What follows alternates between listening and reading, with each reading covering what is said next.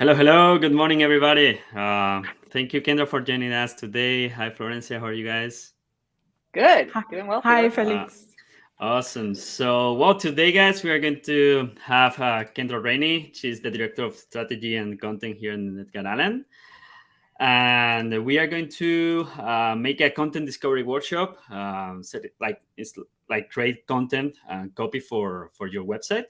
So Kendra is going to make a master class. It's going to be like a kind of a real project with Florencia. Florencia is going to be, she has a Client. project. She's a client now. Yeah, And yeah, they are going to make this content discovery workshop. So thank you, Kendra, for joining us today in the AI Live. absolutely. So if you guys, we can start whenever you say you want to make an intro. Kendra, tell us more about you, what you do here in Edgar Allan. Yeah, I could start there. Awesome. Hey, I'm Kendra Rainey, and I, as Felix said, am the director of strategy and content at Edgar Allan, which means that I am in charge of the kind of brand level storytelling components of the things that we do. But I also lead a team of people who are copywriters and content designers and content strategists who take that vision of brand and make sure that it still exists and is valid and Yeah, beautiful and wonderful, and all the way at the point that we launch our sites. So we have a yeah, process that we use for that, which I'll be talking a lot about that specific process today. EA Live is just basically a nice look into how we do stuff at EA. So that'll be a lot of what we're talking about. But yeah, so that's my role, and I'm so excited to be here with you guys today. This is yeah. this is really awesome. Yeah, because we always say, Kendra, that we always start with the content in a website project, always with the content, and then we jump to the design and all the Mhm. development and all the process.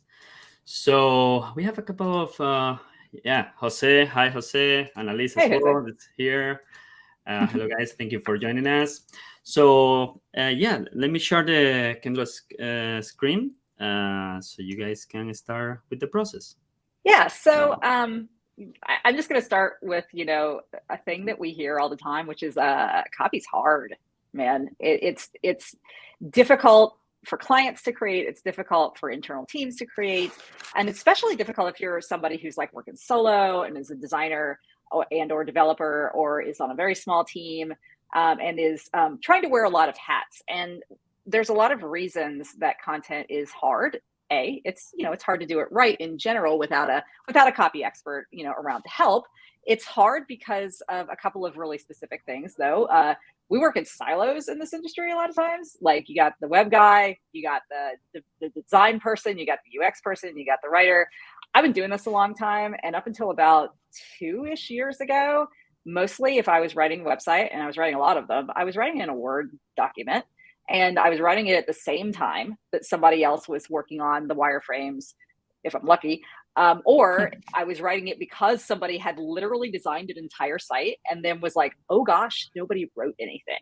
And so you're kind of backfilling information at that point, and you can sort of understand why that's not maybe the best way to do this, because you have this whole opportunity on a website to give people that are supposed to be there what they want and need in the ways that they want and need it. And it's very hard to do that if you are only looking at it from a visual standpoint, or if you are wondering where this information is going to come from and what you're going to say. So the second reason it's hard is because of just content last thinking. Content often comes in place cleanup at the end of a website project. Even now, because of nice collaborative tools, or easy no-code tools like Webflow, you can actually go and design an entire site and then hand it over to somebody to just insert the text.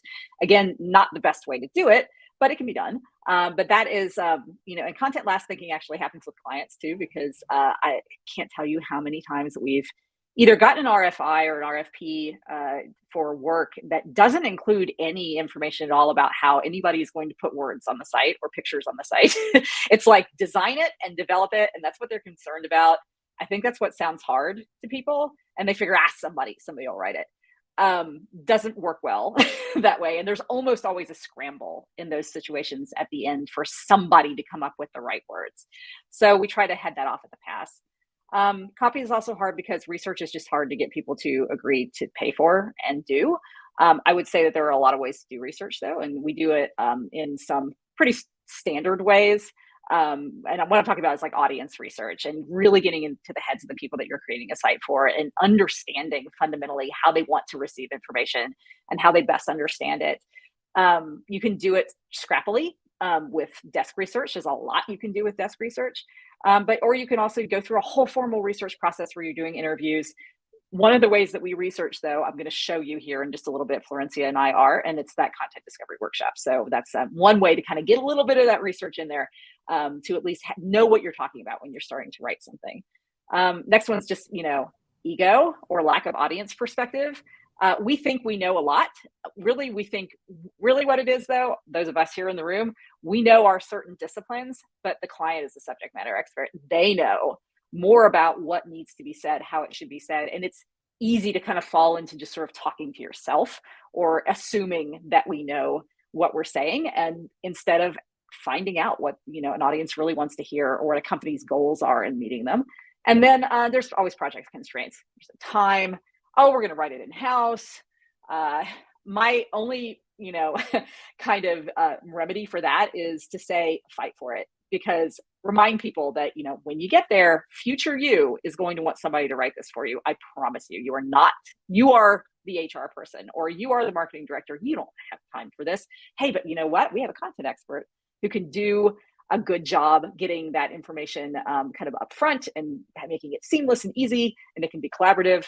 But anyway, so So I think before Kendra, you move forward, I just want to say that if you guys have any question for Kendra, because probably it's going to be a lot of information, and any question that you have, please leave in the chat, and I will make sure to share with her so we can respond any doubt or question that you guys have. So. And I'm looking at it too. Also, I talk really fast, and I am going to do my best to not just bazooka information at you and not stop. Because this is not a presentation. This is a EA Live where you can ask stuff. So also Felix and can help me see the comments, which I can see them anyway. But sure. Yeah. Well, so, we have to say hello to Fiorella as well and Jerry that they are here. Thank you guys for joining us today. Hey guys, thanks for joining us. Well, what I was talking about, was copy is hard, but there's some things that we're doing that help solve it, which are things that you guys can do too. Just having a collaborative process between a content expert, a UX person, a design person, a development person is just invaluable to making sure that everybody is aligned and we're telling the same story all the way through, and that also you get the benefit of that other person's brain. On the EA team, our writers are mostly content designers. They're creative writers, but they have kind of taken on sort of a more content design focused role on a lot of projects, which means that they are doing a lot of the initial site mapping and wireframing themselves, which means we are inherently coming from a content first perspective because they are doing that work up front. And then they partner with the UX person in most cases to finish it out, do the more complex things, and then also have that other voice in the room. Our UX designers are also really fantastic writers, and they're really fantastic storytellers. And I'm so grateful that we are able to find people that have that great hybrid personality, but it's not that they are responsible for both sides of it. That's just hard, but they have a partner. They have somebody else that's an expert that can help them. We move into design, through wireframes. We actually like to produce real-ish copy in the wireframe part of the project. So our designers aren't working from nothing. So they're not working from lorem. I abhor lorem ipsum. I hate it. I don't ever want to see it on anything again. There's no reason for it. You can add meaning. You don't have to add gobbledygook. And then content always thinking. That's kind of my take on content first. It's not like there's a first. It's really just the content should be in mind. The audience's needs, the audience's wants, that voice and tone should always be in mind the entire time you're going through a project. So instead of just saying content first implies that you're going to write something and then move forward, content always implies that voice is always there and it's always collaborative. Again, prioritize research, even if you just shove a little bit in, even if it's spending an hour on Reddit or an hour on Yelp, figuring out what people are saying about your client or your customer, it gives you at least a little bit more information and a little bit more to go on instead of just, what we're all trying to do here is just not make guesses or make fewer guesses. I mean, we're always going to make some guesses, but be more informed in the choices and the decisions we're making when we're writing and we're creating content. Audience first mandate, that basically just means we're always thinking from the audience point of view. We're trying to start with brand and the audience insights that are there, and then move forward and ask questions, if we can, of the audience themselves, but move forward with their wants and needs in mind, and not what we think might look good or what we think might be awesome. And then just valuing content from the start. Mason said this a long time ago, and I just love this quote. Nobody goes to the gallery to view the frames. You don't go to an art gallery because you're looking at the Mona Lisa's frame and going, wow, that is a beautiful piece of art. You're going there to see what's inside it. The frames are important. They're structural. They keep things contained. They give you the framework of a story on a website, but if they're empty, they're empty. There's nothing there. So we try to keep this in mind through all of our projects. I have a question, Kendra, in regards this. You were saying that it's audience first. I don't know if this the content discovery is like also related with SEO or not. Yeah. Well, so it depends. We definitely on all of our projects try to do our best to create a good foundation for SEO, but the research phase of the project, and also this content discovery doesn't particularly deal with SEO, but we would be asking those questions sort of around the same time, getting keyword research done, talking about what are the things that they're hoping to accomplish on the site, looking at the way the site, say you're working on a client that has an existing site that we're renovating, that we're redoing, looking at how the pages that they already have are performing. All of that is part of that kind of initial ramp up. And we may or may not ask those questions in content discovery, but it's definitely part of the research phase. Okay, awesome. Thank you. Yeah. Hit me with any other questions. Just try to get my attention. And so there's a couple of things, now we're sort of moving on to tactics. Like, what are some of the things that you can do? And a content discovery is one of them, but there are a couple of other things I just want to hit on real quickly that are also helpful. This is a content audit. It's a really honking big content audit. It's for the Emory School of Nursing. It was this website that we worked on a couple of years back. I think we launched it in 2021. It has a lot. Is it something that we did in the first EA Live that Mason made live? So someone want to know how to make it? It's in the first EA Live. Oh, great. Yeah. I didn't realize he had gone through that. That's fantastic. Yeah. We do a screaming frog or some other tool. Yeah, crawl. Correct. Yeah. Yeah. And then you guys want to learn, it's like in the first EA Live video. Oh, that's great. Oh, perfect. This is really important. Content audit's really important, especially if you have a site that has a lot of information on it. It's important for a couple of reasons. It's a living document. You don't just want to capture what's there and leave it there. This is also, it's also great for things like 301 redirects and knowing where things are going and ending up.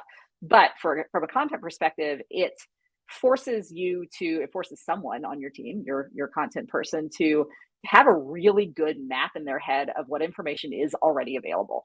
And so, where, as you can see on the other pages, where the holes are. So what we use the content audit is as you can see, our person who did this is our writer, Jamie.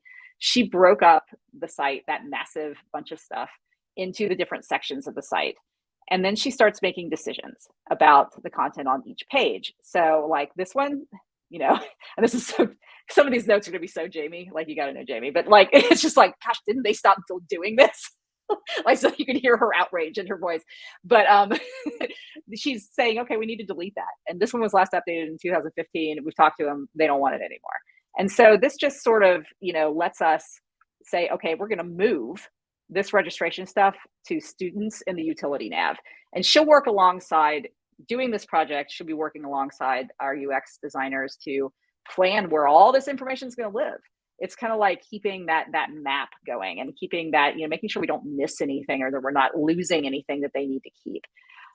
So you can see it's just we use it all the way throughout the process, and it gets pretty lengthy and pretty robust, right? So this is just kind of like our point of truth for information. Another thing that you can do is just use a really good brand as a starting point, and hopefully not all projects come with the benefit of a really great brand story or a really great, well-thought brand strategy deck. As a brand strategist, I hope that all projects get that attention at some point, but not all of them do.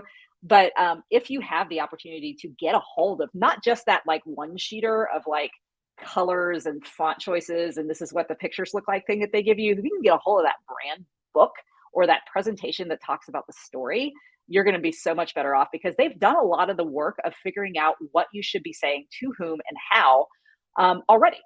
So this is a brand strategy deck for Betterfly, which is a kind of non-traditional life insurance slash kind of wellness benefits company that we just launched a site for maybe about a month ago.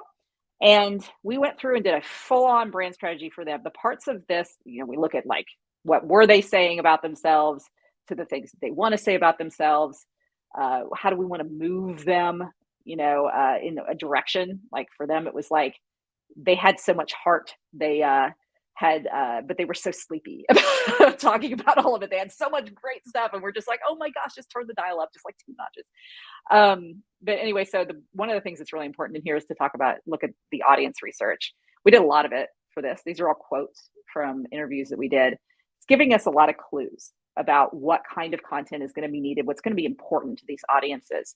So for these guys, Betterfly was important to these. These were all Yelp reviews, App Store reviews of their current app. And they identified sort of 3 themes. They're connecting people. They feel people who use Betterfly feel really connected to a cause. They feel like it gives them the ability to turn their everyday actions into impact. So basically, this is just to say what they do. You would walk like, I don't know, 10,000 steps a day. And for every day you completed your 10,000 steps, your Apple Watch or whatever was going to record it. It loaded it into the Betterfly app. You were able to give like Better Coin, which was just their kind of fictional kind of monetary system, to a cause that you believed in. So you walked 10,000 steps, you could give $5 to Greenpeace, for example. So it was really motivating. And people really responded to that. So we knew that was one of the key points that we're going to want to key in on in helping people understand what Betterfly can do for them. And then it's just like inspiring. We're just like, boom, everybody talked about being inspiring. So we decided that, web wise, we wanted the site to have maximum inspiration. There were some other reasons for that too. Also, in a good brand deck, you'll get a lot of this stuff. Good personas, like what are their functional needs? What are their emotional needs? We had 3 or 4 main audiences here, I guess 3. And then another thing you'll get in a good brand deck is, competitive research. You'll have somewhere to look back to say, what is everybody else out there in this world saying? How are they saying it? How can we fit in and stand out with regard to that content? And then you'll get a story. And so this is our story for Betterfly. Basically, they chose this one, talking about themselves as a multiplier of effort. And it has a nice little story in there about, it's not about the corporate, it's a corporate purpose platform. That's not about the corporation. It's about the people and the purpose they embody. And those people are the heroes of Betterfly's story. So when you read through the stuff, you're getting clues. You're getting clues to the kind of things you should prioritize, to the things that your audiences are going to respond to, and to the things that are inside the brand that are important to the brand itself and making it differentiated and having its own voice. So there's, piece of advice: use brand as a starting point. The Betterfly client, they have also a multilingual page. Whenever you have this kind of client, like different audience, different countries, you need to make a different process, or you guys use the same one? How it's works? So so translations and that are a functional thing that we deal with on a lot of clients. In this case, the client themselves were from Chile. And so was their majority of their audience. They had an English speaking site that we built for them. The majority of their audience was in their sort of region of the world. So we use that in all cases. We're using the client as sort of the subject matter expert. We aren't conducting different. I mean, in this case, at least, it didn't require us to conduct any different segments of research based on geographic location, because everybody was mostly in South America. There was different languages to account for, but not seriously different goals. At the brand level, you're kind of trying to get it down to one big idea anyway. And then when you move into site, then we did end up actually creating a multilingual site. It has, I think, 3 or 4 different languages on it, and different states of the site depending on where you are in the world. So there was pricing differences, there was messaging differences, and that's just sort of down the line. And that's a good example of a really complex situation in which we had to be working really closely with them to understand what was needed in each different spot, of the site. Yes, that's the thing, is because depending on where you're entering the site, it's change the hero, change some stuff. So Mm-hmm.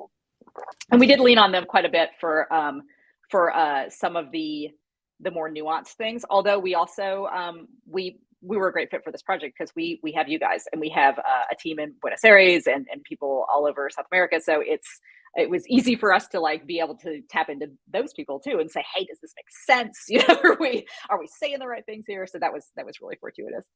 All right. So, and then the next thing is just, you know, let's conduct a content discovery workshop. And so Forense, I'm just about ready for you. Awesome. The first thing so what is a content discovery workshop, I guess? We do run brand discovery workshops, which are sort of similar, but are more concerned with that big idea stuff that you see in that DNA level stuff. So one level under that, we want to talk more about the functional aspects of a website and the audiences that are going to visit it and what the site experience is going to be. So here's just a list of like a few, and there's probably more, honestly, of component like exercises of a or a content discovery workshop that I might run at Edgar Allan. And we use content discovery as that bridge between brand. You have that idea, you have that vibe, you have that voice and tone, and then you have the execution of content like written words and images and all sorts of experience on the site. We're trying to make the pieces kind of link together with this workshop. So you'll have, again, subject matter experts, you'll have C-level people sometimes in the room. You'll have people who are great to have at a content discovery workshop are customer service experts, sales folks, people who are interfacing with the audiences that are going to access the site directly. They have lots of good opinions on what people are asking them and what they need to know, and like what are the points of confusion if you're basing it on a site that you're redeveloping. Yeah, that's a question that I had. Like, how many people would you recommend to join the content discovery process? Like, I mean, because the more people there are, more opinions, the more difficult things. So, oh yeah, how many people will be recommended to join this process? We try to keep it to, so we often will have people from our side, from Edgar Allan's side, that are just kind of sitting and watching, and I don't really count them because they're not adding a voice. They're just need to be there because they have to, you know, it's nice to have the designer there because they're getting like firsthand information, even though their part of the project isn't really going to start for a little while. But on the client side, no less than, so this is just my role or my desire, no less than probably 2 or 3, no more than 5 or 6. You get any more than that, it's chaotic, and you're also getting to a point where they're going to be strong personalities in the room, and they're just going to dominate the conversation anyway. And you might as well have just peeled off those quieter people for an in-person or like a one-on-one interview at that point, because you're never going to hear from them. So sometimes clients will say, oh, well, so-and-so has to be there because they're the owner of the company. And yeah, fine. And sometimes I will also, always, I'll have a list of like who's going to be there and what their role is. And I'll know to be pointing out to certain people, certain parts of this to say like, you know, hey, marketing person, maybe you have an opinion on this. C-level person is really going to have opinion on the vision and kind of the overall kind of feel of everything. And then down in the details, they're going to have less to say. And then you have those customer experts in the room, and they're going to have really great things to say about audience. So, having that list is also really good, but yeah, you don't want a crowd. It is is too much. Cool. Yeah. So 5, 6 maximum. Yeah, 5, 6 maximum, and that's actually kind of pushing it. I think like 4 is like a real good sweet spot. Okay. And you can always, you know, as I said, peel people off for individual interviews later. Take 15, 20 minutes with them to just like ask some very pointed questions to their part of the story, and then move on. All right, so here's a bunch of things that we might want to find out. You just kind of look at, you know, what's the situation that you're in? How much brand do you have to start with? How much information do you have already? Has the client sort of loaded you up with content already, or thoughts about their own experience, their own web experience? And then, you know, choose the things that you want to find out from kind of the list. And this is one of my master lists, but I also have a master document that I use. This is Mural, by the way. We're going to be working in Mural in just a moment. This is just a small sampling of some of the exercises that we use at Edgar Allan in our workshops. And you can see some of them are oriented around kind of figuring out brand type things, audience, and site experience type things. So I will just drag these into a master document for everybody to go collaborate in and jump into, which I have already done for our main event here, which is, this is our mural. We will be talking about and working on a fan site for the, I'm going to say it wrong, Boca, is it junior or junior? Or, Junior. junior. Okay. I'm so bad at Spanish. But so this is, we've decided that we are the Boca More fan club, love of Boca, and that we're creating a fan site for fans of the Argentinian soccer team. So I'm going to run Florencia through this and just kind of like point out things that I'm doing and take notes. And then we'll wrap up at the end with some sort of like key questions that you want to make sure you ask, and then best practices for running one of these. Your goal here, and I like to always put this at the beginning, is, well, here we have a purpose. Right now for this particular organization, we don't really have a brand to work from. So we're going to get some basic brand information from them. And then we're going to explore audience behaviors, things that fans of the soccer club really expect to see or want to see on the website, and what their experiences is coming in. We're going to define the goals of the site, and I have sort of like a fake mocked up site here that I basically ripped it off from Manchester United, and they have their own fan site. So I kind of ripped on that, but we'll pretend like that's your old site, and then we can go into talking about what might be better. And then the point that I want to make here is like, what you want to do is like get a good understanding of the problem that we're solving here, not design solutions. So we're just here to gather information and to understand the things that the organization needs and the audience needs for this site to be successful. Instead of, we're not solutioning right now. We're not saying, oh, well, maybe we ought to make a section for X. We're trying to kind of stay away from that. All right, so let's start. Awesome. All right. So tell me how, what, and why is a really kind of a standard kind of brand strategy kind of exercise. I believe it's Simon Sinek made this one up years ago, but it's really useful. And it gets you to drill down past the functional kind of what of a thing into what makes it different and why does it even exist in the world. And so, Florencia, can you tell me a little bit, if you had to say in the most basic terms, what is Boca More? What is it, do in the world? And it can be more than one sentence. Okay. I would love to hear that. And I will be taking some notes. I use the note tool. And I also encourage my participants to take their own notes. There are also exercises that we do. I'm not sure we have any of them up here that are collaborative. So they're making notes too. But I think this is mostly giving one way, me taking notes and Florencia talking this time. So okay. Tell me a little bit about Boca More. About the what? I think we could say that Boca is passion.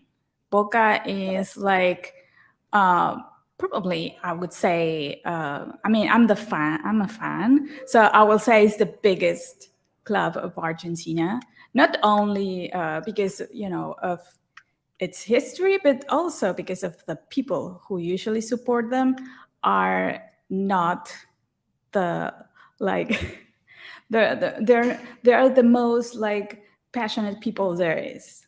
So I would say that, if I had to pick like one word, it would be passionate. All right. Well, and I intense. think that intense. Oh, I love that. So what do you mean by intense? In my experience, and I live in Atlanta, so we have Atlanta United, and I think I know what you mean, but what is intense in terms of, all soccer fans seem a little intense to me. Let's just say that. So what does intense mean with regard to Boca?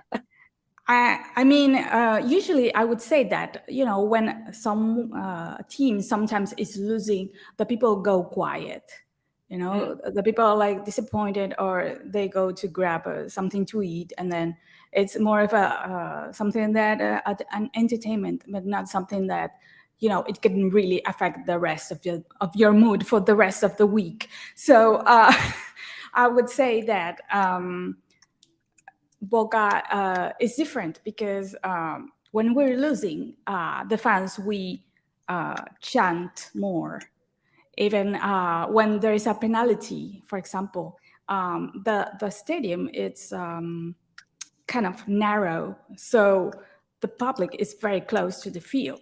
So when there is Oh, a wow. penalty, all the people at the back of the the penalty, how to call that, the penalty shoot, starts moving in the background. So the player that is about to kick gets distracted by all these people chanting at the top of the lungs and moving all of the flags. And that's where you are supposed to cheer the most, because it's an important moment of the game. So I love that. I kind of put that they're not at all fair weather fans. I don't know if that's a word that you guys use, but a fair weather fan is somebody who loves the team when they're winning and hates them when they're losing. Exactly. Yeah, and we have had a couple of difficult years. So yeah. So that I'm actually going to put a lot of those things in the how category, because how are, in this case, Boca's fans different? How is Boca different? How can it separate itself from the other clubs out there? But in terms of let's just, and this is actually a really good opportunity for me to say that a lot of what you do in running these workshops is you're directing people toward one thing or another. And so Florencia started talking a lot about the how, and I'm like, and that's not wrong, because we need to capture that stuff. But I'm going to now gently direct her back to tell me, what is this site specifically? What is it meant to do, and what is it for, I guess, at its most basic sense?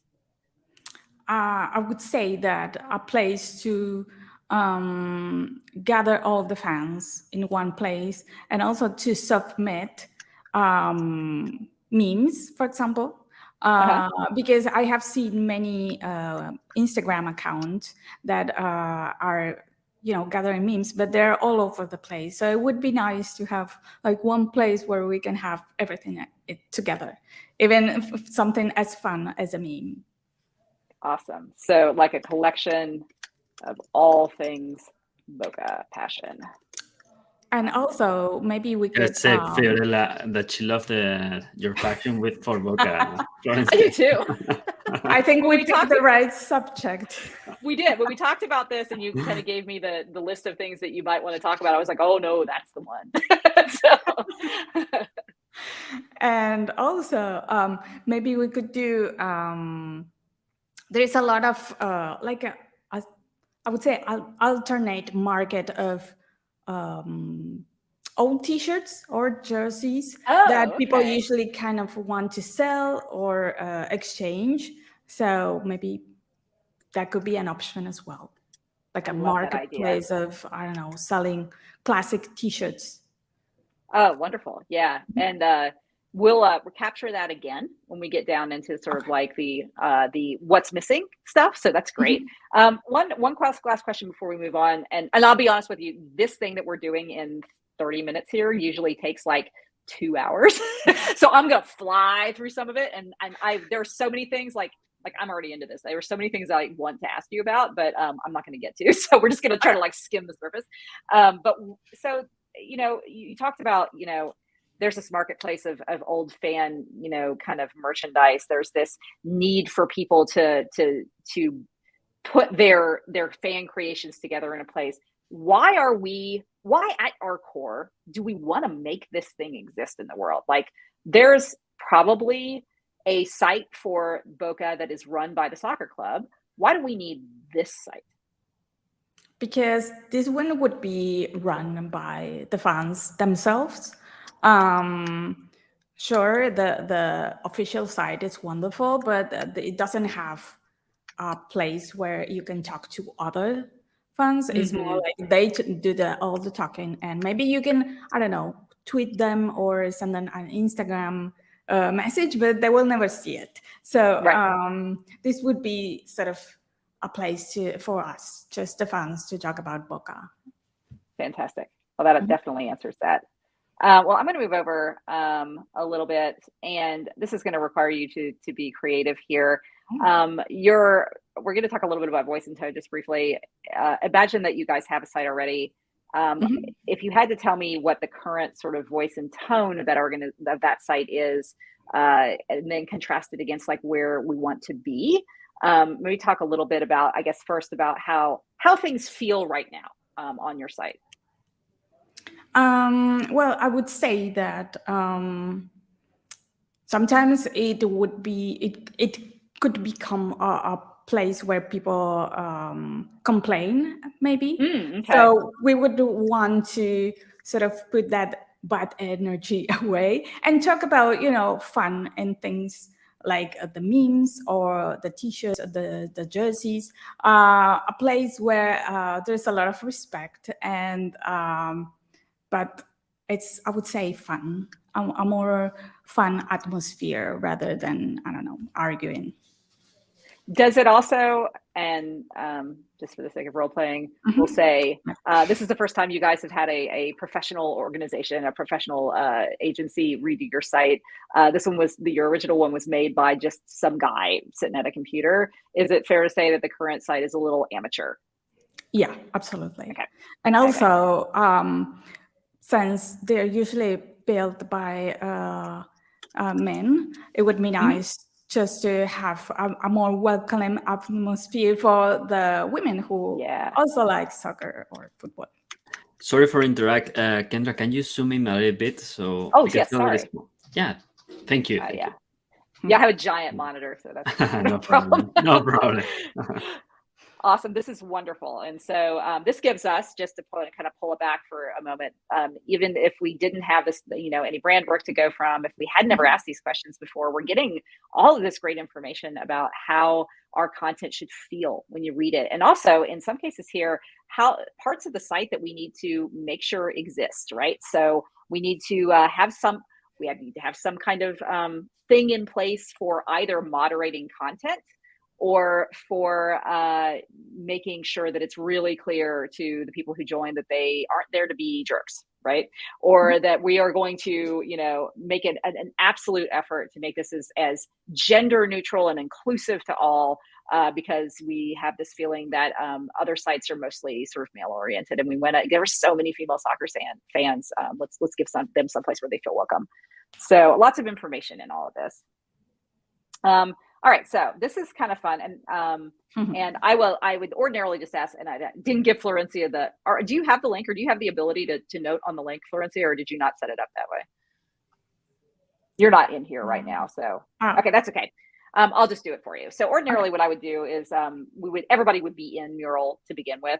This is a little bit of a different situation, and they would have the ability to make their own little Post-it notes and things. And at this point, I would ask our subject matter experts to just take about 5 minutes and fill this personality slider out, so we can say, okay, what does this brand really feel like? And then we're asking questions, since this is content discovery for a site, we're asking about like how should the design start to feel? How should the content start to take shape? Is it more elite and exclusive, or is it more mass appeal? Is it more serious? Like we're really being factual here and we're having, a very educated conversation with someone and we're presenting information? Or is it more playful and fun? Is it more conventional, meaning it's like kind of, pretty conservative, pretty ordinary standard stuff? Or can we be a little bit more of a rebel? Can we think outside the box? Are we a friend or an authority? Are we mature and classic? Or are we a little bit more young and innovative? And so I'm going to just ask you, Florencia, where you think I should put the Post-it for where we want to be on each of these little sliders. So between elite and mass appeal, if this is the middle, I guess, do we want to be more toward the mass appeal side, or do we want to be toward the kind of exclusive and elite side? I would go towards more of the mass appeal, because Boca is a very popular team, and it appeals to a lot of different range of people, like all ages and all across the country, not just in the city of Buenos Aires. So I would go for mass appeal. All right, perfect. Do I have to justify the answer, or I just? Oh, I would love for you to justify the answer. You don't, and people just will, whether you ask them to or not, because we're conditioned to do that. But it's great. That's another I give this a piece of advice. I think every time I'm talking with clients or interviewing or getting information, silence is sometimes your best tool. So if you just ask a question and then sit there for a second, I have personally cultivated the ability to outlast anybody else's sort of like kind of uncomfortable pauses. And so I can wait longer than you can, and they will start talking. So it's great in getting like deeper information and less like top of mind skim thoughts. Once you kind of press people a little bit, they go a little deeper. So I appreciate you actually doing that without me having to like wait uncomfortably for like 10 seconds. So serious and playful. I think I know a little bit what the answer is here, but do we want to go like literally all the way to the right for playful, or do we want to dial it back a little bit? We want to have some legitimacy, you know? Yeah. Okay. Since I mean, we shouldn't go like all mass appeal and playful, because it's going to like be a little bit, I think, unimaginable to. Yeah, we don't want to right? like open the floodgates to crazy, and we Exactly. don't want it to be to the point where people aren't going to take us seriously as a resource or as something that they want to engage with, right? Mm-hmm. Okay, so all right, so rein it in, but be fun. Okay. Conventional or rebel. And that's sometimes like, I'm not going to give you any more information about what I think that means, but so I'm going to let you sort of interpret that on your own, and your answer will be much more true to your organization than me kind of feeding you information. I would So go right in the middle. Right in the middle. Okay. I'm going to be a little bit conservative here. Because I think we have gone a little bit mass appeal and playful. And I think we need to balance things out a little bit. Because since I said Boca has many fans of all ages, I think it would be better just to keep it a little bit in the middle. Gotcha. Not to go too crazy and not to go like too conservative and boring, because it's supposed to be fun and playful. Agreed. Okay, so what about between friend and authority? That's a tricky one. I would go towards friend. Not all the full friend, but yeah, like maybe like 3/4 of the way. Okay. Mm-hmm. Why friend? What does that mean to this? Well, since it's sort of a place to hang out with another fans, where we all basically the same. So I guess we will have moderators just for the sake of the role playing. But right. I would go towards the friends, since it's a place for us to sort of virtually hang out, a place where you would go maybe to a cafe before the game. So that I'm just going to pull out for a second. When she said cafe, I'm just going to put myself a little note over here, because as we're creating this experience, that's one of those cues that you're like, oh, they said something that's tangible, and you're like, oh, that's an experience that they're drawing a parallel to. This is something we can play on later when we're thinking about design or structuring the site, or even writing the copy. Like, how can we make it feel like that communal, warm cafe kind of experience? So I'm just going to pull that over to the side, and I'll use that later. Well, I mentioned cafe because usually in sites, fun sites, people forget that there's another person, behind the computer. So a cafe is something that you see people in person, and usually in person, people are not so like aggressive as they are like in forums or I don't know, virtual. Yeah, there's that. Like I think that what we're getting at is creating less anonymity, like less like you can't, you're able to hide on the internet, and it does tend to bring out the worst in people. So we're going to make this like a place where you can be you, and also you are fully visible, so you have to be nice. Or I mean, you don't have to be, but it's harder to be a jerk in front of somebody in a cafe than it is on the internet, for sure. So I mean, you have to deal with the consequences. Exactly. So. Yeah. All right.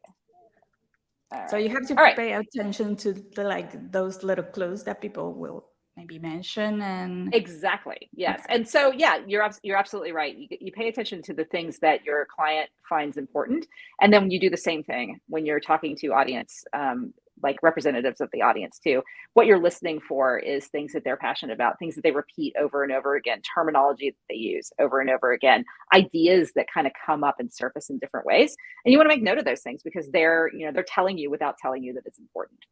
So you got to like cultivate your listening skills. Right. All right, mature and classic, young and innovative. Boca's got a lot of history, correct? It does. But do they feel like an old school team, or do they feel kind of fresh and innovative?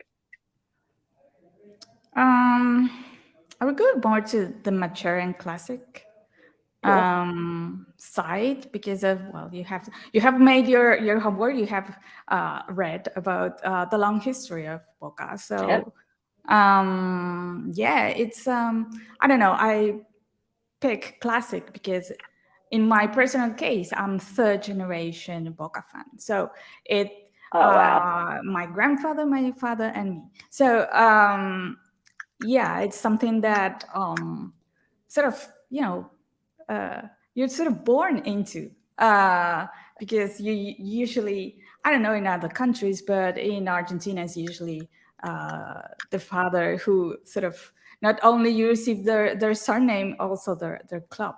So that was my case as well. That's awesome. All right. So I'm going to wrap this part up because we got about Before we move 10. forward, Kendra, I will say that you guys have any questions so far for the process that we did, yeah, please leave it in the comment below, on the chat per se. Sorry.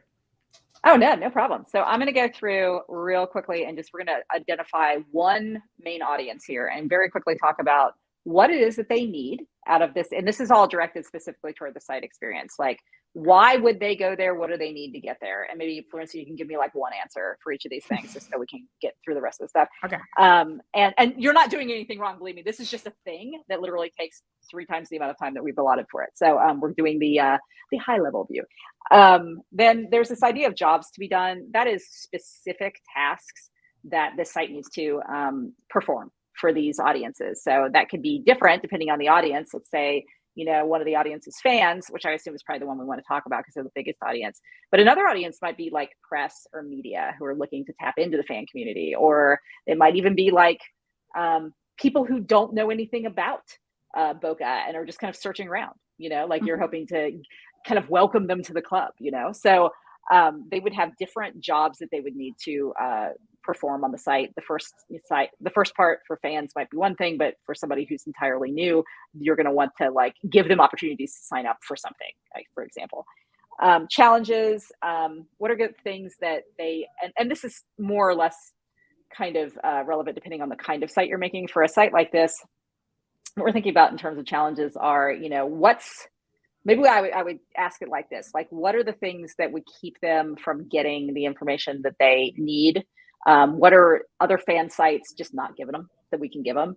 What are the blockers to having a great experience? And then entry points are like, how are they getting there? Are they just Googling? Is there ad campaigns that are running? Is it that when you go to a Boca game, we have enough money to be able to like have a thing pop up on the scoreboard? What is it? Like, how are they going to get there? So let's start with needs. Give me like a quick one or two kind of, what do people need from this site? To find other like-minded fans. Okay. All right. And so if we only had this amount of time, I would say, okay, great. That is one top really big need. And we would make sure that we would prioritize that community aspect of the site. It would be like front and center on the homepage. We'd make sure people knew how to get there and how to sign up and how to be a part of that. Jobs to be done. What do they need to do technically? Do they need to get a username? Do they need to know how to upload their meme? I mean, it's probably a combination of all those things. So maybe name a few things that you would like people to actually accomplish on the site. Well, to have like a sign up. So because we talked about being a nice place, so if people sign up with their name, it's I don't know, I guess it creates a better ambiance for. It does, and that is a particular. I would make a flag on that to say, like, controlled sign up, or kind of gated sign up, just so we know moving forward that we're not just like letting anybody in. We want to make sure that they're a real person, Exactly. and that they're giving us enough information that they're held accountable, I guess. Yeah. Where are they coming from? Like, how are they going to learn about this site? Where are they coming in? Are they just kind of stumbling upon it through the front door, or are they going to be on another site? Let's say like when I was doing my research around, there's a lot of you can do your kind of fantasy draft stuff. So are they coming from like DraftKings or something, or are they, how are they getting there? Can we say Twitter? Sure, Maybe absolutely. start there, because Twitter is quite big in Argentina, and I would say that people who would mostly use this, it would be people from here. Awesome. So they're coming in from social, from sort of the social networks, and they're going to be arriving because we've been saying exciting things, or that our community has been saying exciting things about the site. Challenges. What are some things that in their experience they find challenging about other fan sites? What are some of the things that are maybe like, sometimes I have this one as preconceptions, because depending on the industry, you might have somebody, a large amount of people who you're trying to get the attention of, who think something about you that's not true. So you can think of it in that way as well. Well, I would say the part of the respect part, try to keep it, fun and lighted, and not a place where people go to, fight. Yeah, can get hostile, uncomfortable. Great. That's a great thing for us to know. And that's something actually, if I were to name a theme here, we're creating a super friendly, inclusive, accountable, positive fan site. And that is part of our, if I were doing a brand for this, that would be part of what I would build into the brand itself. So that's just other information. You just keep hearing things, and it's just like, yeah, so that's something that we need to sort of keep account of later. All right, so you might do this for like 3 or 4 different audiences. It definitely will have more things to say there, as if you're doing this for real. These are some things that we've actually answered some of these things already, but and I'm not actually going to ask. Well, no, we got about 8 minutes. I can ask you a few of these. So things that we would ask, I'll just talk through a few of them. Maybe I'll ask you 1 or 2. Things that you want to ask are, what do we have? What kind of resources do we have from the client, from an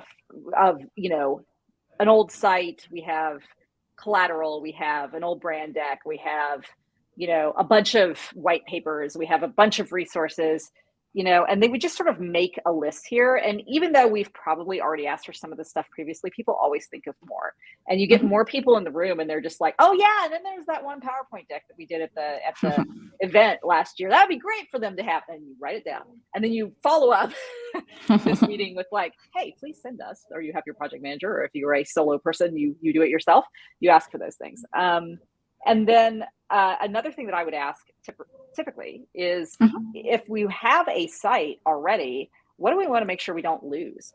People fall in love with certain parts of their existing experience. They work really well, or they're just sentimental. We have a client right now that when I asked this question, they had this one really great thing that they did on their careers page, where they had people talk about, just from personal experience, about interfacing with their clients. And they wanted to make sure we kept that if we and I asked them, what's good about your site? And the owner of the company said, absolutely nothing, blow it up, but keep this one part. So you want to make sure you're accounting for that, and you're paying attention to what they're asking for. That says something about them too, honestly, that they are concerned with being authentic and being kind of, forthright with who they are. So we would also ask, like, what's missing, like from the experience that you have, if you're starting from scratch, by the way, and you don't have a website that you're working from, that you're redeveloping, I wouldn't ask some of these questions because they're not relevant. This module wouldn't be on here. But since you guys have a site, we would say, what kind of things are missing from your current site experience that we want to have? You've already named a couple because, and this is weird because I made up a site experience and you started adding things, but we could assume that, that made up site experience is like the status quo. And, things like that moderation and things like that, that area to sell and resell merchandise. That was not something that was on your old site. So that would be something that you would put here. We'd also want to make sure that there are things that there's always things people are wishing they had. And sometimes it can be kind of a blue sky list. You can collect all that stuff here, and then we can talk about what is and is not in scope. It's okay for people to be kind of lofty in this area and tell you things that they would really, really love to have, and you can have the conversation about whether that's possible or do we dial that back. Like, would it be sort of a wish list kind of thing? Oh, it's a wish list. Yeah, exactly. It's a wish list. What's missing? What do we not have? And then sometimes they'll say, oh, and also there's this video that we've been trying to make for 6 months, and I've got the raw files. Do you want to see that? People always think that you want to see less than more. I always want people to like literally back the dump truck up and be like, I will sort through all of it, because there's always something in there that's worth looking for. You'd also ask things like what's working on the current site. What do we make sure, and that's less of a specific item and more of a, it works really well. We feel like our contact form is awesome. I mean, nobody ever says that, but we feel it's not a great love for contact forms. I've yet to see a really amazing one, but they might say something like that. Or, we have this 30th year anniversary video. We cannot lose that. That's another thing. This one's a good one to ask if your client is an enterprise client or a big client. Who's going to get on our way or what's going to get on our way? And sometimes people will say, oh, well, we have a really strict legal department. Well, that gives us the opportunity to say, okay, so we're going to build in more time for revisions and review. And we're going to make sure that whereas we might usually produce copy in in Figma, in designs, we're also going to provide a copy deck so they can redline it. So that's just like more information, more things that are going to make, as I tell everybody, what does future you want? What would future you be happy with? So try to make that better for future you. What's the single most important goal? Okay, so this is one of my questions that if literally this goes sideways and people go off on tangents and you don't get the questions asked that you want, and sometimes it happens, people get weird when they get in a room. Sometimes this is an opportunity for a bunch of people in a client's organization to say things out loud to each other that they've literally never said. I promise you, it sometimes gets kind of heated. It's not heated, or it goes in weird directions. And so if you can't get control of your workshop back, and sometimes it happens, you spend an hour talking about something that is not as relevant as you'd like. One of the questions I always make sure I ask is, what is the single most important goal of this site? Because if you have nothing else, you have that one cardinal direction to run in. And that's the question I'm going to ask you, Florencia. What is the single most important goal here? What must the site do if we do nothing else? I would go for the memes. Memes. Okay. Tell me more about memes. I know what they are, obviously. Why are they so important to Boca, to the fans? Well, a lot of people are creators of memes, of football, and especially Boca. So there is a huge community of people who, post their things out there, and sometimes they don't get any credit for it. So I think it would be great just to have a place where, we can have maybe a ranking of most creative Boca memes creator or something. Yeah, that's fantastic. I've noticed that we have exactly 2 minutes left here, and I want to make sure that we wrap up in a way without just like stuff. I mean, we can take a little more of time. Okay. Yeah, no problem. I don't want to take like a huge amount more time because I know everybody probably allocated an hour. Okay. But I will go through what the other sort of exercises here are and what they're for, and then I'm going to wrap up with like just a couple of things about like how to run one of these. I call it like running a workshop that doesn't make you sad, because sometimes they do. and sometimes they make the clients really sad, but I've got some tips for not doing that. But those are great. And those things that you just mentioned, you said ranking of memes. like contests and etc. Those are things that I would also almost immediately move over into the site future needs here. Mm-hmm. So as you can see, what I was going to do next is I had a couple of questions. This is the other question that I ask if everything goes sideways and I don't get to ask anything else. And that is, what things are you constantly having to explain about your thing or repeat?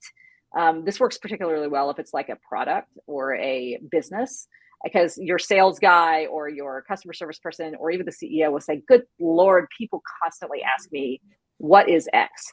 And so there's another really good clue of a thing that you need to sort of focus on when you're creating content, when you're organizing the story of a site. It's something that's very important. It's something that's missing from the equation that you're going to want to fill in. And then I would go over, and this is my very slim site for Bocamore. This was representing our initial website. Right. As you can see, there's not much there. You've got a fan forum, we've got game day photos, we've got DraftKings link, we've got Bocaland that has stories and schedules and a roster. I saw another site had this really great like section. It was just for rumors for trades. Oh, cool. They would just go in there and say, I heard that so-and-so is on his way out. And then you have like, all these people are like, oh my God. So that's really fun. Sort of like a locker room kind of conversation. Yes, exactly. Awesome. Locker room conversation. So I would record that. We'd talk about like, okay, well, we want to have that merchandise area. We want to have to make sure that that meme area is really robust and it's easy to upload and it's easy to be able to vote and everything. And that's like a big part of this. And so I would take notes on all of those desires in creating this sort of like great experience. And then this is actually the part that I would talk about what next could look like. So that's like where we talk about, okay, is there anything else? Do you want to add any other functionality? Can you zoom in a little bit? Because oh, sorry, it's no problem. No problem. This is just my spitball of some things that I might ask. You know, like, are there complications to getting this information? Is there duplicated info on the site we need to get rid of? This is all sort of like sort of a live site audit. So we go through each of the pieces of the site from over here and say, okay, well, we know we don't need this match day live thing. We can get rid of it, you know. Or we want to add the sections for all the things we talked about. So that's kind of the end of this. What I would say comes next, or what I would talk about next is, you know, kind of how should you run this thing? and I'm trying to give you like an example of how I would run it. And the sort of, a lot of it's about energy really, and about, you know, putting good energy in and good energy out. So in a group, one person's kind of bad attitude or lack of desire to participate kind of tank the morale of the other group. You have to be one of the more on versions of yourself when you're running one of these things. Like, it's like, if I'm having a bad day, it's hard to run one of these, but because you have to be like, pump yourself up and be able to like ask all the questions. In terms of questions, ask open-ended ones. I don't think if I did this right, I asked Florencia anything that could have resulted in a yes or no answer. It was always constructed to give her the opportunity to talk, to expand, to talk more about something. And there were places where I also asked her, hey, can you tell me more about that? What does that mean to you? Or what does that mean to this experience? Or what does that mean to the audience? And you're just sort of opening doors, right, for people to start their brain turning and thinking about stuff. I have run enough of these that I don't do this anymore, but for people who are running this kind of information heavy discovery type workshop, I would recommend taking a ride along note taker. I can, as I said, I've done a lot of these, so I have a tendency to be able to take notes and ask follow-up questions at the same time, but it takes a little bit of practice. So it's kind of like playing the piano with the right and the left hand, doing two different things. So I sometimes, especially if there's a lot of people in the room, I will still do it because people will say things and I'll miss it.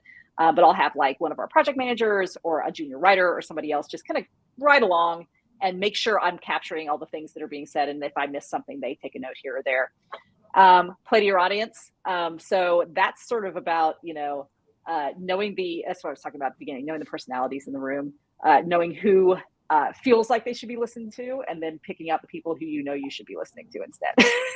And then trying to kind of like get them to, you know, participate more. And mix it up. That was, we didn't do any of this here for this mock one, but doing exercises where the people in your workshop get to actually participate, add their own notes, think a little on their own. One thing that I wish Mural and Fig Jam had was like hold music. Like I wish I could like say, take 3 minutes to do this card sort exercise and I'll be back. And maybe I like put the Jeopardy theme song on. I don't know, but like something that they can kind of listen to. But also, you know, it's nice for, you know, somebody, if you're sitting with them for 2 hours or something, to be able to participate for a little bit, to listen for a little bit, and to be able to feedback for a little bit. And it makes it seem less tedious, I guess. We actually had Pablo in Webflow Cafe who works in Mural, so we will let him know about that. This our is wish fantastic, yes. The wish list formula. Yeah. My wish list for Mural is Right. awesome hold music, or like awesome like interstitial music. Yeah. For when you're We'll running ask like him. that. That's fantastic. Well, that's all actually. And I hope that this was entertaining or interesting, Yeah. and that you guys got something out of it. Absolutely. I don't know if there is any question, guys. I have a question, Kendra. What is the role of the UX team here? Do you guys work together? Because at the end of the day, you create the content, but also they create the user experience. How is Yeah, this so- role up there? Yeah. Oh, so we want them to be involved in this process for sure. And on our UX staff, almost every time we run one of these, Zane or Wit or whoever is going to be the UX person on the job will attend this. They usually get a chance to look at the mural beforehand and see if there's anything they want to add. I will sometimes, work with one of them to make sure that I'm asking the right questions, or that I'm hitting the right things about the current site state versus the future site state, and I'm making sure I'm not missing anything that could be a red flag. And then after this, we usually create some kind of project brief. And the person who runs this is sometimes me, but sometimes also the content designer, who's going to roll directly into working with the UX person. So they are taking all of that information forward, but we're also collecting it to be readable by everybody. So it's not just a handover. It's like we try to like roll all this forward into UX and content design. Awesome. So, well, I would like to share that you have a course, the Content Design Premier. I do. It's all about the whole content discovery workshop and process. If you can tell us something about this course that you have, it's like anybody want to learn more, because this is a master class, but I mean it has way more things to learn, and so I will deeply recommend the Kendra's course. So you want to talk a little bit about the Sure. course? Yeah, so the course is 5 modules that take you through a content to basically a brand to UX process through all the way through content design. And it has modules for really much more detail than I went into here today, for how to run your content discovery workshop, how to do research, whether you have a lot of money to do it or a little bit of money to do it, process and all sorts of tips on doing that. It has a collaboration between all the different sort of team functions, and it just basically takes everything I sort of skimmed today and all the other things that surround it and blow it out into a 5-module course. Of each of the modules is like about 45 minutes to an hour of me speaking, and then there are worksheets and coursework and all kinds of things that go along and with it. Everything is in there. Exactly. Yeah. Templates, everything. Yeah. Well, I will deeply recommend to check it out because it's really, really cool. Well, we have just thank you guys. Jose says super interesting. Thank Excellent. you, Thanks for Annalise. coming, Part from the team. Yes, Shrek. Sorry for my pronunciation. It was a detailed and well framed. Also love the energy that Kendra gave up. Thank all you. Right, thanks everybody. And so that's it. Well, next week we are going to have next Friday Tino, which is part of the team as well, that will teach us how to work with the 3D in Webflow, which is going to be a series of videos, not only one but different one, because one is impossible to teach. But and also we start Florencia next Wednesday with Webflow Cafe live, which is our Webflow community in Spanish. So anybody want to join us, we're going to build a client dashboard. So I don't know if there is any other questions. Penny up here. You're late, but I will Hi, Penny. replay. Hi, Penny. Thank you so much for joining us. So yeah, thank you, Kendra, for your time. We always learn a lot from you. It's like It was super fun. Yeah, Awesome. Good. I'm glad you had a good time. So we also learn from Boca Juniors. Yeah. Yes. And please support Boca Juniors from now. Yeah, we'll do. So yeah, I was unaffiliated, but now I'm in Boca. And also it has the colors of EA, like blue and It does. yellow. Yes. It is. You have to. Oh, you already made a fan up there in Buenos Aires. Florencia Mason is now a fan, right? Oh yeah, Mason got has the jersey already, so good say that. Well, thank you so much, guys. Thank you, everybody that joined us today, and looking forward to see you next week. Bye bye. Right. Thank you all. Bye. Thank you. Bye bye.